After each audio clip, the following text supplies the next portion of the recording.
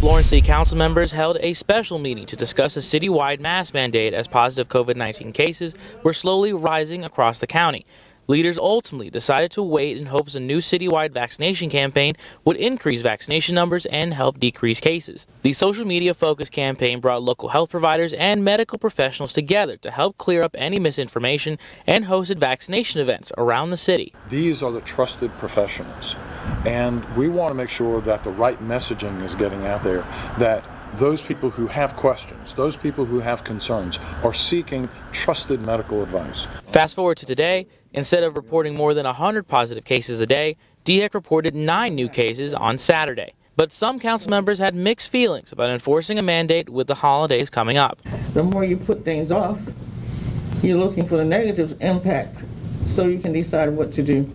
I don't want to defer to see how many more people are going to die. I'd like to try and help people stay alive. If we test and we push the vaccine, we have a larger success rate than if we say a mask mandate that we wouldn't be able to actually mandate in someone's home. Council voted 5-2 to hold off requiring the mandate in hopes Florence citizens continue to get vaccinated. Well, the Occupational Safety and Health Administration, they will be overseeing this mandate under what's called an emergency temporary standard. Think of it as an emergency declaration, and soon a vaccine mandate or a testing requirement will take hold for workers at businesses all across our area, at places that employ 100 workers or more. Sweeping executive action by President Biden targeting the unvaccinated against COVID-19. Despite America having unprecedented and successful vaccination program, despite the fact that for almost 5 months, free vaccines have been available in 80,000 different locations, we still have nearly 80 million Americans who have failed to get the shot. Vaccinate or get tested. That will soon be the rule employees of companies of 100 or more workers must follow.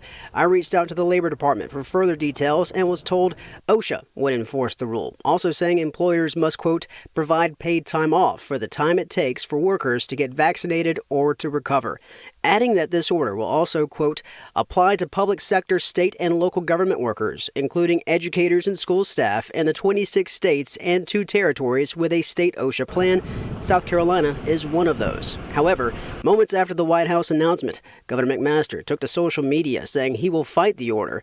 But locally, city leaders in Myrtle Beach plan to play along. The city manager, city council certainly are aware that this conversation is occurring at the national level. We'll wait and see what actually rolls out, but we're happy to comply with it if it becomes a real requirement. Conway Medical Center plans to follow. In a statement, they said in part, quote, Conway Medical Center will follow all guidelines as set forth by the government in regards to vaccine mandates for employees.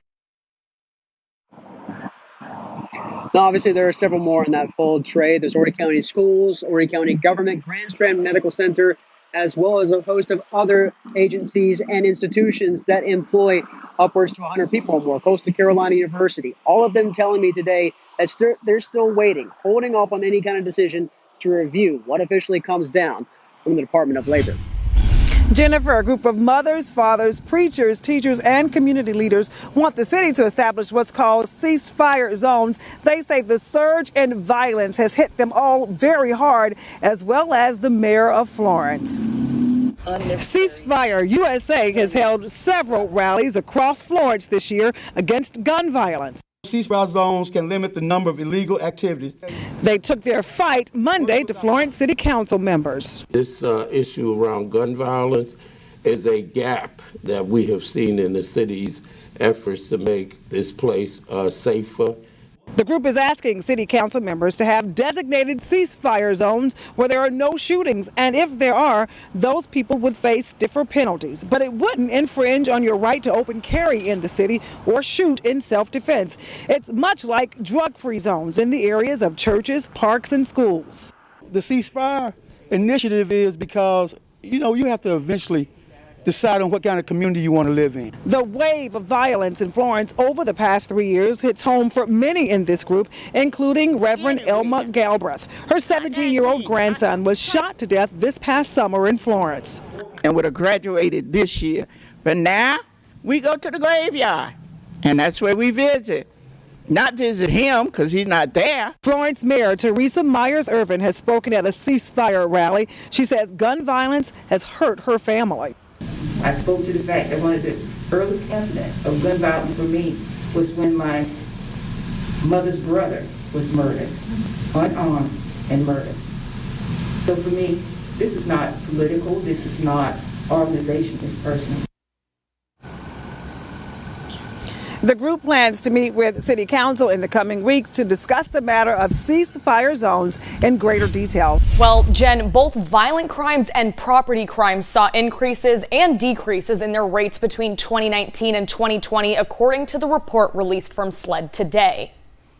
There's an overall 6% increase in violent crime. SLED says violent crimes include murder, sexual battery, robbery, and aggravated assault. The two violent crimes with increased rates reported in 2020 include murder, up 22.1%, and aggravated assault, up 10.1%. Along with these violent crime increases, arson, considered a property crime, is up 22.1% since 2019. But while those crimes were increasing in offense rates in South Carolina, a handful of other crimes were experiencing a decrease. With an overall 5.9% decrease from 2019, property crimes including breaking and entering, motor vehicle theft, and larceny all have lower rates. Sexual battery and robbery, labeled as violent crimes, also went down in 2020. Breaking and entering was down nearly 16% in 2020. This is the 9th year in a row breaking and entering rates have gone down in South Carolina. Moving on to the two different types of theft that are decreasing, motor vehicle theft and larceny, which according to SLED is theft of personal property.